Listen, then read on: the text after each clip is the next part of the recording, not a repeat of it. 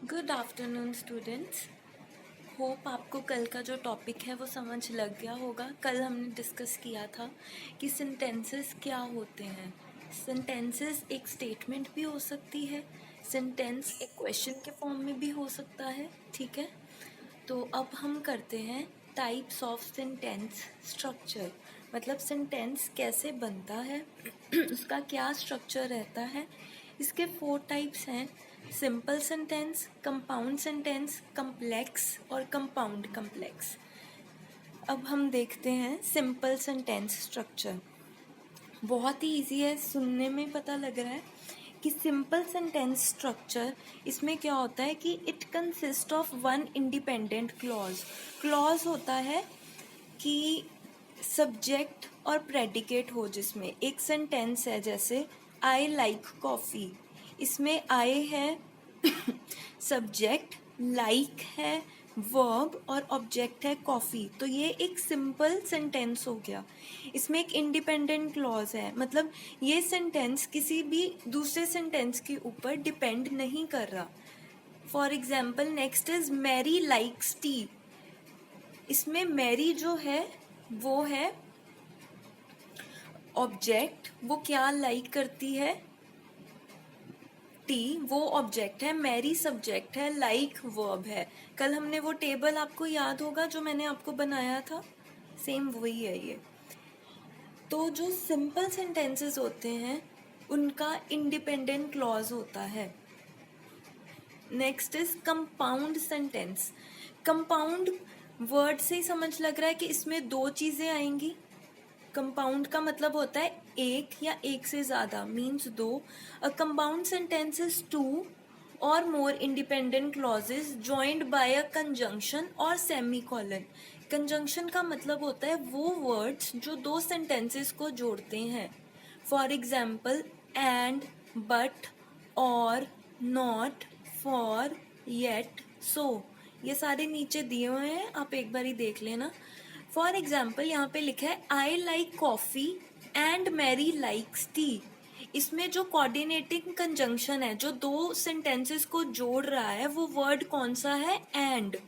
ठीक है, या ठीक है, तो उससे पहले आई लाइक कॉफी एक अलग सेंटेंस है, मुझे कॉफी पसंद है, और मैरी को चाय पसंद है।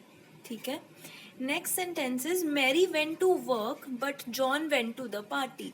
ये भी 2 सेंटेंसेस हैं, बट इसको ज्वाइन कौन सा कर रहा है, कोऑर्डिनेटिंग कंजंक्शन कौन सा है, बट 2 सेंटेंसेस को यूज कर रहा है। अब इंडिपेंडेंट क्लॉज का मतलब होता है अगर वो वर्ड हम अलग भी रख सेंटेंस अलग भी रख देना तो भी उसका मीनिंग जो है वो सेम रहता है।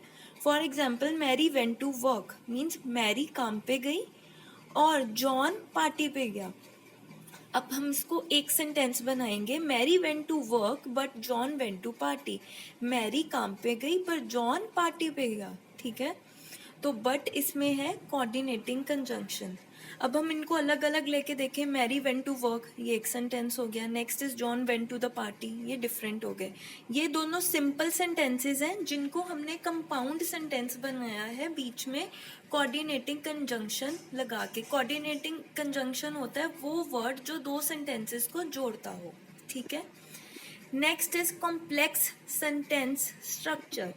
इसमें क्या होगा, complex sentence consist of an independent clause plus a dependent clause. अब इसमें चेंज क्या है कि एक इंडिपेंडेंट क्लॉज होगा और एक डिपेंडेंट क्लॉज होगा। एक सेंटेंस जो होगा वो अपने आप में पूरा होगा, बट जो दूसरा सेंटेंस जिसको हम ज्वाइन करेंगे कोऑर्डिनेटिंग वर्ड के साथ, वो डिपेंड करेगा पहले वाले सेंटेंस के ऊपर। A dependent clause starts with a subordinating conjunction। ये subordinating conjunction हमको दी है, जैसे before, how, if, once, since, then, that, though, ये and contains a subject and verb। और इसमें एक सब्जेक्ट होगा जिसके बारे में हम बात करेंगे, एंड वर्ब क्या बात करेंगे हम, वो। ठीक है, नेक्स्ट इज, अब हम एग्जाम्पल देखते हैं एक। Do you know the man who is talking to Mary. क्या तुम्हें पता है कि जो इंसान मैरी से बात कर रहा है वो कौन है। ठीक है, तो इसमें क्या है, do you no, do you no, ठीक है, do you know the man, ये एक इंडिपेंडेंट क्लॉज हो गया, ठीक है। हु जो हो गया वो हो गया रिलेटिव प्रोनाउन, और इज टॉकिंग टू मैरी है, ये पूरा नहीं है ना सेंटेंस अपने आप में, जैसे do you know the man ये एक पूरा सेंटेंस है खुद में, but is talking to the Mary ये पूरा नहीं है सेंटेंस, ये किसके ऊपर डिपेंड कर रहा है, पहले वाले के ऊपर, हु से पहले जो वर्ड है, हु से पहले के ऊपर ये डिपेंड कर रहा है, तो ये होता है कॉम्प्लेक्स सेंटेंस। अब नीचे आप ये एग्जाम्पल्स देख लो, कल मैं आपको एक एक्सरसाइज दूंगी छोटी सी, जो आप सब कल सॉल्व करोगे और मुझे बताओगे कि कंपाउंड सेंटेंसेस कौन से हैं, कॉम्प्लेक्स सेंटेंसेस कौन से हैं। सो आपको पता लगेगा कैसे उनको पहचानना है, ठीक है। सिर्फ ये जो हाईलाइट किए हैं ना ग्रीन में, या ये ग्रीन ब्राउन येलोइश में, ये आपको याद रखने हैं, इसके साथ आपको सेंटेंस पहचानना आ जाएगा। इसमें देखो इंडिपेंडेंट क्लॉज होता है वो सेंटेंस जो खुद में पूरा हो, सबऑर्डिनेटिंग कंजंक्शन होता है जिसके कारण वो सेंटेंस ज्वाइन हो रहा है, दो सेंटेंसेस ज्वाइन हो रहे हैं। Next is dependent clause. Dependent clause वो सेंटेंस होता है जो दूसरे वाले सेंटेंस के ऊपर डिपेंड कर रहा है। Next is compound complex sentence. A compound complex sentence consists of at least two independent clauses.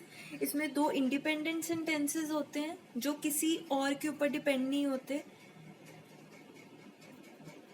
and one or more dependent clauses, और एक से ज्यादा सेंटेंस होंगे जो डिपेंड होंगे दूसरे सब्जेक्ट के ऊपर, ठीक है। फॉर एग्जाम्पल हम इस पे देखते हैं, John did not come because he was ill, so Mary was not happy. इसमें क्या है, जॉन डिड नॉट कम, ये इंडिपेंडेंट क्लॉज हो गया। आगे सबऑर्डिनेटेड कंजंक्शन है, जो वर्ड जोड़ रहा है दूसरे सेंटेंस के साथ, वो हो गया बिकॉज। क्यों, जॉन क्यों नहीं आया, because he was ill. He was ill वो इसलिए नहीं आया क्योंकि वो बीमार था। अब ये ही वॉज इल, वो बीमार था, वो किसके ऊपर डिपेंड करेगा, फर्स्ट वाले पार्ट के ऊपर, बिकॉज से पहले, जॉन डिड नॉट कम के ऊपर। सो मैरी वॉज नॉट हैप्पी। तो अब ये एक और नेक्स्ट जो है, सो जो होगा वो कोऑर्डिनेटिंग कंजंक्शन होगा जो इससे भी नेक्स्ट सेंटेंस को जोड़ रहा है, और मैरी वॉज नॉट हैप्पी जो है वो है डिपेंडेंट क्लॉज। मैरी क्यों नहीं हैप्पी थी, क्योंकि जॉन नहीं आया, बिकॉज वो बीमार था, ठीक है। अब इस पूरे सेंटेंस में John did not come independent clause है, मतलब ये सेंटेंस अगर हम अकेले में भी लिखें तो ये पूरा है। अब उसको जोड़ा किसने, बिकॉज ने, ठीक है। और जो ही वॉज इल इसलिए नहीं वो आया, वो हो गया डिपेंडेंट क्लॉज। आगे है कोऑर्डिनेटिंग कंजंक्शन। सो जो है वो कोऑर्डिनेटिंग कंजंक्शन है, वो नेक्स्ट सेंटेंस के साथ जोड़ रहा है हमें। और मैरी वॉज नॉट हैप्पी ये एक इंडिपेंडेंट क्लॉज है। अगर हम मैरी वॉज नॉट हैप्पी को अलग भी लेके चलेंगे तो भी वो खुद में एक सेंटेंस है। He left in hurry after he got a phone call, but he came back 5 minutes later. He left in hurry means वो जल्दी जल्दी में गया, ठीक है। आफ्टर जो है वो है सबऑर्डिनेटिंग कंजंक्शन, वो हमें नेक्स्ट सेंटेंस के साथ जोड़ रहा है। ही got a phone call, he got a phone call ये हो गया डिपेंडेंट, नहीं, ही गॉट अ फोन कॉल ये हो गया एक इंडिपेंडेंट क्लॉज, बट जो हो गया वो हो गया सबऑर्डिनेटिंग कंजंक्शन, वो जोड़ रहा है दूसरे सेंटेंस के साथ, इसलिए बट सबऑर्डिनेटिंग कंजंक्शन हो गया। Next is he came back 5 minutes letter, लेकिन वो वापस आ गया 5 मिनट के बाद, ये डिपेंडेंट क्लॉज है क्योंकि ये जो सेंटेंस है ही केम बैक 5 मिनट्स लेटर, ये किसके ऊपर डिपेंड कर रहा है, ये डिपेंड कर रहा है after he got a phone call.